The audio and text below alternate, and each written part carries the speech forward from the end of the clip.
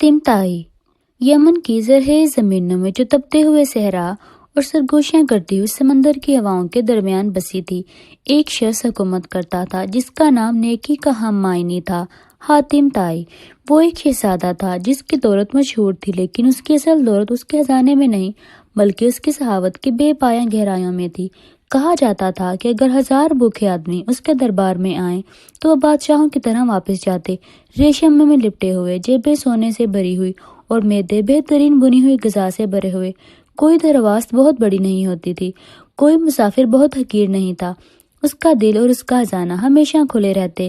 حاتم طائی کی شہرت غریبوں کے لیے مرہم تھی اور مغروروں کے لیے صحت چیلنج۔ شمال دور بڑے دریاؤں کے پار ایک ظالم بادشاہ حکومت کرتا تھا جس کا نام ملک دور تھا۔ دور نہایت بخیل، سنگ دل اور اپنی برتری کا دیوانہ تھا۔ وہ کسی ہم پلہ کو برداشت نہیں کرتا تھا، خاص طور پر اس شخص کو جس کا واحد تاج نیکی تھا۔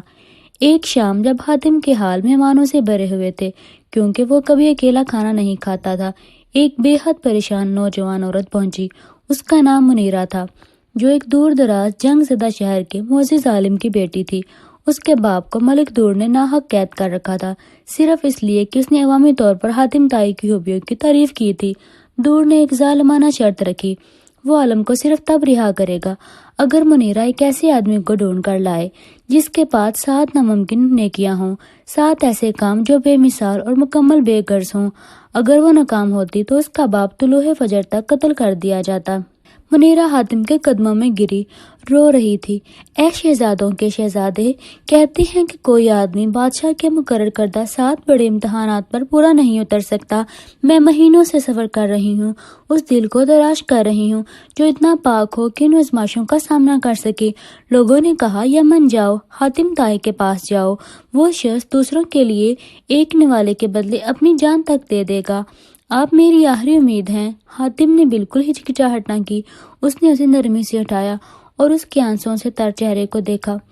آرام کرو منیرہ، جس آدمی نے ناممکن کام مانگا ہے وہ صرف اس آدمی سے نہیں ملا جو انسانی جان کو سب سے چیزوں سے قیمتی سمجھتا ہے۔ میں یہ آزمائشیں قبول کرتا ہوں، ہم چاند ڈلنے سے پہلے روانہ ہوں گے۔ ملک دور کے قلعے تک سفر لمبا، سخت اور تھکا دینے والا تھا۔ حاتم نے سادگی سے سفر کیا، صرف منیرہ اور ایک وفادار بزرگ درباری زید اس کے ساتھ تھے۔ وہ صرف 2 دن کا کھانا لائے تھے کیونکہ حاتم سمجھتا تھا کہ زیادہ سامان پر انحصار کرنا قدرت پر اعتماد کی کمی ہے۔ تیسرے دن جب وہ ایک سنگلاہ پانی سے ڈھالے درے سے گزر رہے تھے، انہوں نے ایک نہایت دکھی منظر دیکھا۔ ایک آدمی بھوک اور پیاس سے مرنے کے قریب ایک مردہ اونٹ کے پاس پڑا ہوا تھا۔ اس کا ہلکا خشک زبان سوجی ہوئی اور آنکھیں دھندلا چکی تھی۔ حاتم فوراً جھک گیا۔ اس کے پاس 2 چھوٹے مشکیزیں تھے، ایک میں قیمتی پینے کا پانی، دوسرے میں دوا کے لیے محفوظ شراب۔ پانی، آدمی نے کراہتے ہوئے کہا۔ حاتم نے پانی والا مشکیزہ کھولا اور اسے اس کی ہونٹوں سے لگایا، اپنا آخری قطرہ تک دے ڈالا۔ آدمی شدت سے پینے لگا۔ زید نے آہستہ سے احتجاج کیا، میرے آقا، یہ ہمارا آخری پانی تھا، ہمیں ابھی کئی دن کا سفر باقی ہے۔ حاتم مسکرایا، زید، ایک زندہ انسان ایک جاری سفر سے زیادہ قیمتی ہے، ہم اور پانی ڈھونڈ لیں گے۔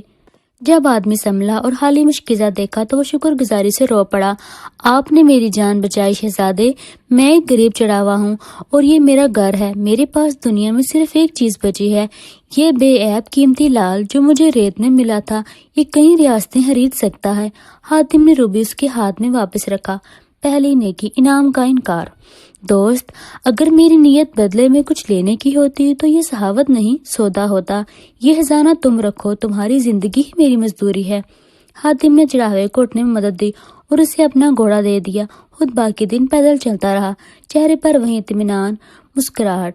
ہفتوں کے سخت سفر کے بعد وہ ملک دور کے سیاہ سنگلاہ قلعے تک پہنچے۔ دور محافظوں کے ساتھ کھڑا طے شدہ کے مطابق ناراض نظر آ رہا تھا کہ حاتم واقعی پہنچ گیا ہے۔ حاتم طائی، دور نے اوپر سے تھوک کر کہا، تمہاری شہرت تم سے ہی پہلے آتی ہے، لیکن تمہاری سخاوت تو معمولی ہے۔ میں روح کی سخاوت کو پرکھتا ہوں۔ اس نے اپنی 7 ناممکن نیکیوں کی پہلی آزمائش پیش کی۔ دوسری نیکی، کامل گمنامی کا امتحان۔ آج رات، دور نے بلند آواز میں کہا، میں 500 امیروں کے لیے دعوت رکھتا ہوں، وہ میری شراب، میرے موسیقاروں اور میری دولت کی تعریف کریں گے۔ تم حاتم ان کی خدمت کرو گے، ایک بھی آدمی تمہیں پہچان نہ سکے، تم ایک لفظ نہیں بول سکتے، تمہیں یہ کام صرف کام کی خاطر کرنا ہے، نہ کہ کوئی تعریف، نہ پہچان، نہ شکریہ۔ اگر ایک آدمی بھی تمہیں حاتم کہہ دے تو تم ناکام اور عالم مر جائے گا۔ یہ آزمائش واقعی گہری تھی۔ حاتم اپنی صحافت پر مشہور تھا، اس کے کام ہمیشہ سراہا جاتا تھے۔ بغیر شناخت بےعزتی کے سائے میں خدمت کرنا حقیقی عاجزی کا امتحان تھا۔ حاتم نے خاموشی سے سر جھکایا، غلاموں کا کھردرا لباس پہنا، گھنٹوں تک وہ حال میں گھومتا رہا، جام برتا، پلیٹیں صاف کرتا اور مغرور امیروں کے چہروں سے پسینہ پونچھتا۔ وہ انہی لوگوں کو شراب دے رہا تھا جنہیں اسے حقیر سمجھنے کا حکم دیا گیا تھا۔ وہ ایک سایہ تھا، خاموش، گمنام۔ دعوت کے اختتام پر ایک نشے میں دھت آدمی نے اکتا کر اپنا پاؤں آگے بڑھایا اور حاتم کو گرا دیا۔ شراب فرش پر پھیل گئی۔ امیر کہا لگانے لگا۔ حاتم نے بغیر ایک لفظ کہے اٹھ کر سر جھکایا، اپنی آستین سے فرش صاف کیا اور کام جاری رکھا۔ ملک دور غصے سے پاگل ہو رہا تھا۔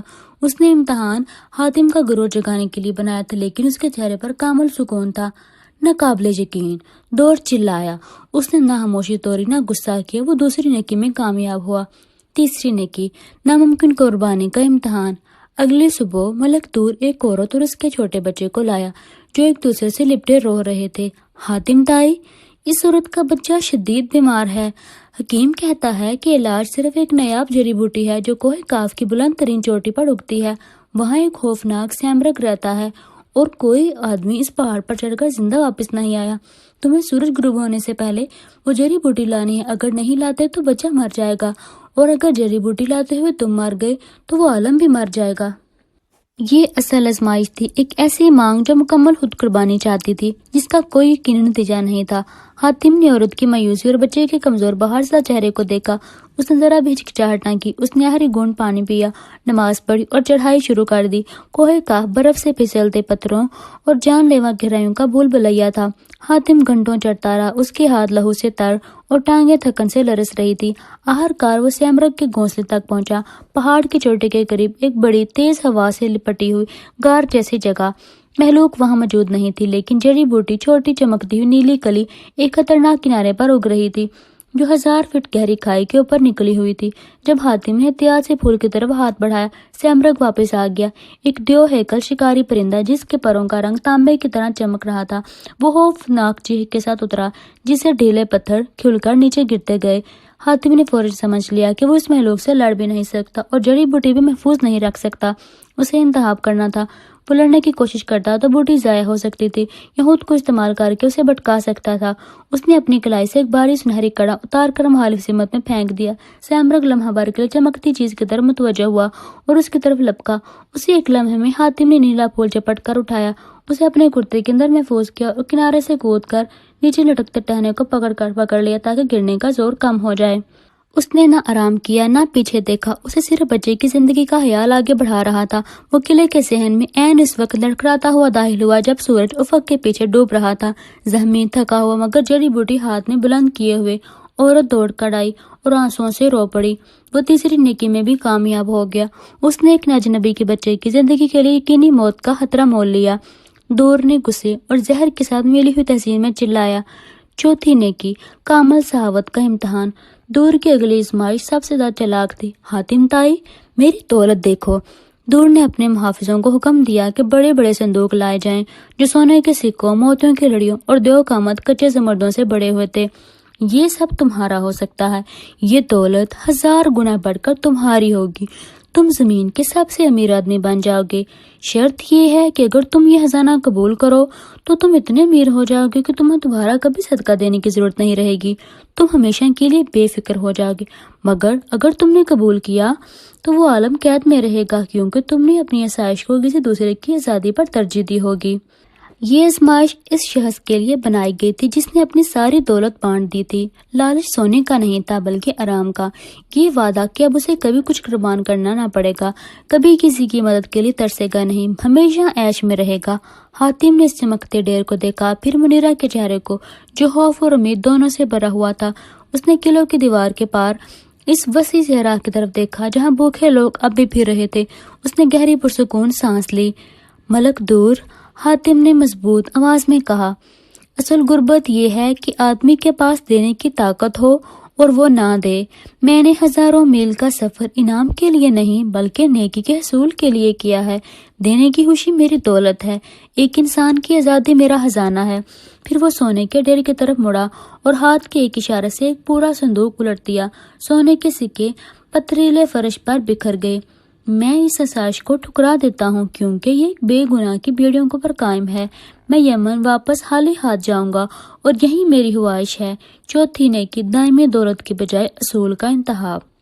ملک دور مکمل طور پر شکست کھا چکا تھا۔ اس کا چہرہ جو ہمیشہ غرور کا نقاب رکھتا تھا حیرت اور شکست سے بگڑ گیا تھا۔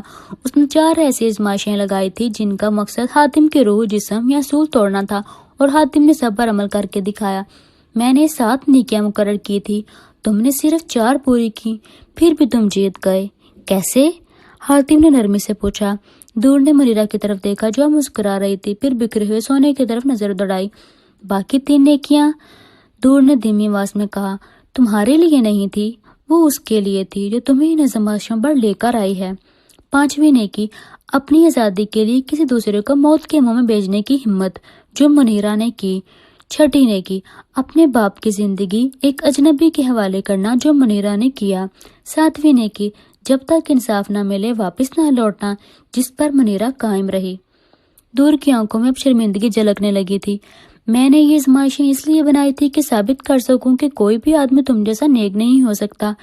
میں تمہاری شہرت کو غرور کا جھوٹا غبار ثابت کرنا چاہتا تھا، لیکن اب دیکھتا ہوں کہ تمہاری شہرت تو صرف تمہاری سچائی کی گونج ہے۔ تم سخاوت اس لیے نہیں کرتے کہ تم امیر ہو، تم امیر اس لیے ہو کہ تم سخاوت کرتے ہو۔ تمہارا سب سے بڑا کارنامہ آزمائشیں مکمل کرنا نہیں تھا بلکہ بغیر کسی لالچ کے سفر پر نکل پڑنا تھا۔ ملک دور نے حکم دیا کہ منیرہ کے باپ کو فوراً رہا کیا جائے۔ بوڑھا عالم کمزور مگر محفوظ بیٹی سے لپٹ کر رو پڑا۔ حاتم تائی خاموشی سے کھڑا یہ منظر دیکھتا رہا۔ اسے کوئی سونا نہ ملا، کوئی سرزمین نہ ملی، نہ کوئی نئی شہرت، لیکن اس کے دل میں وہ گہرا سکون تھا جو مقصد کی تکمیل سے آتا ہے۔ منیرہ اس کے باپ کے روانہ ہونے سے پہلے دور حاتم کے پاس آیا۔ اس نے حاتم کو ایک سادہ تانبے کا پیالہ دیا۔ یہ لو حاتم تائی، دور نے دھیرے سے کہا، یہ واحد چیز ہے جو میں بغیر کسی بدلے کی امید کے دی ہے۔ شاید ایک دن میں بھی اس میں سے پینا سیکھ جاؤں اور مطمئن ہو جاؤں جیسے تم ہو۔ حاتم نے پیالہ انعام نہیں بلکہ سبق سمجھ کر قبول کیا۔ وہ دور کے قلعے سے اسی طرح نکلا جیسے آیا تھا، سادگی سے، بہادری سے اور بغیر ایک ذرہ دولت لیے۔ وہ اپنی ہی نہیں بلکہ ایک ظالم بادشاہ کی روح بھی بدل آیا تھا۔ حاتم تائی یمن واپس لوٹ گیا، اپنے پیچھے ایک ایسی سرزمین چھوڑتے ہوئے جو ایک ظالم سے ہلکی اور ایک افسانے سے زیادہ مالا مال ہو چکی تھی۔ وہ ہمیشہ یاد رکھا گیا، ایک ایسا انسان جس کی بیلوسی کو بادشاہوں کی حسد بھی شکست نہ دے سکی۔ اگر آپ کو بھی میری کہانی اچھی لگی ہو تو ویڈیو کو لائک کر دیں اور چینل کو سبسکرائب کر دیں۔ شکریہ۔